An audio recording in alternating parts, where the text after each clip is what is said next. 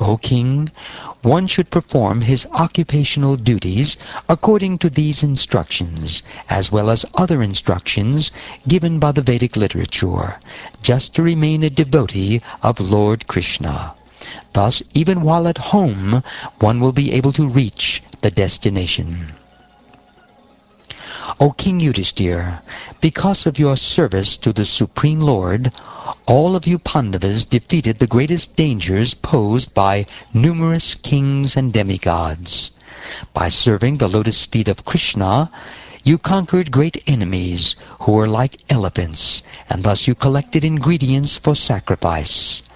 By his grace, may you be delivered from material involvement. Long, long ago, in another Mahakalpa, or millennium of Brahma, I existed as the Gandharva known as Upabarana. I was very respected by the other Gandharvas. I had a beautiful face and a pleasing, attractive bodily structure. Decorated with flower garlands and sandalwood pulp, I was most pleasing to the women of my city. Thus I was bewildered, always feeling lusty desires. Once there was a Sankirtan festival to glorify the Supreme Lord in an assembly of the demigods, and the Gandharvas and Apsaras were invited by the Prajapatis to take part in it. Being invited to that festival, I also joined, and, surrounded by women, I began musically singing the glories of the demigods. Because of this, the Prajapatis, the great demigods in charge of the affairs of the universe, forcefully cursed me with these words: "Because you have committed an offense, may you immediately become a Shudra, devoid of beauty." Although I took birth as a Shudra from the womb of a maidservant, I engaged in the service of Vaishnavas, who were well versed in Vedic knowledge.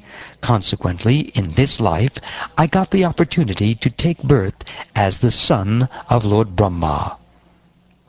The process of chanting the holy name of the Lord is so powerful that by this chanting, even householders can very easily gain the ultimate result achieved by persons in the renounced order. Maharaj Yudhishthira, I have now explained to you that process of religion. My dear Maharaj Yudhishthira, you Pandavas are so very fortunate in this world that many great saints who can purify all the planets of the universe come to your house just like ordinary visitors. Furthermore, the Supreme Personality of Godhead, Krishna, is living confidentially with you in your house, just like your brother. How wonderful it is that the Supreme Personality of Godhead, the Parabrahman, Krishna, who is sought by great sages for the sake of liberation and transcendental bliss, is acting as your best well-wisher, your friend, your cousin, your heart and soul, your worshipable director, and your spiritual master.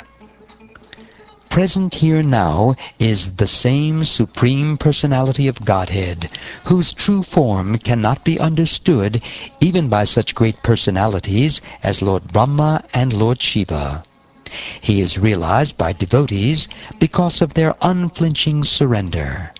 May that same Personality of Godhead, who is the maintainer of his devotees, and who is worshipped by silence, by devotional service, and by cessation of material activities, be pleased with us.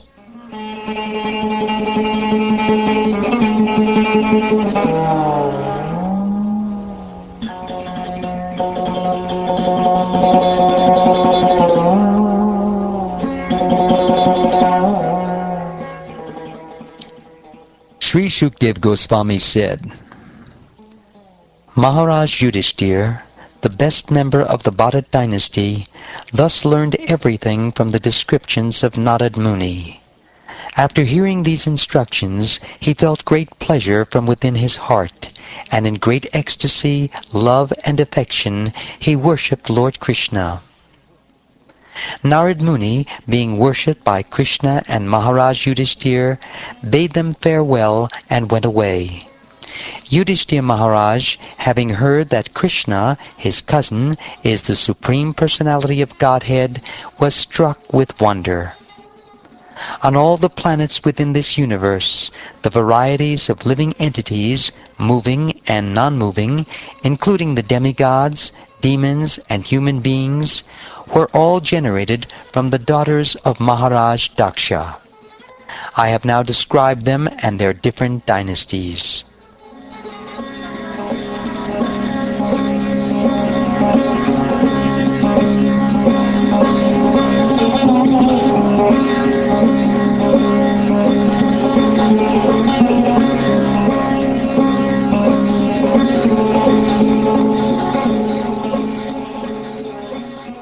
Thus ends the 15th chapter of the 7th canto of the Shrimad Bhagavatam, entitled Instructions for Civilized Human Beings.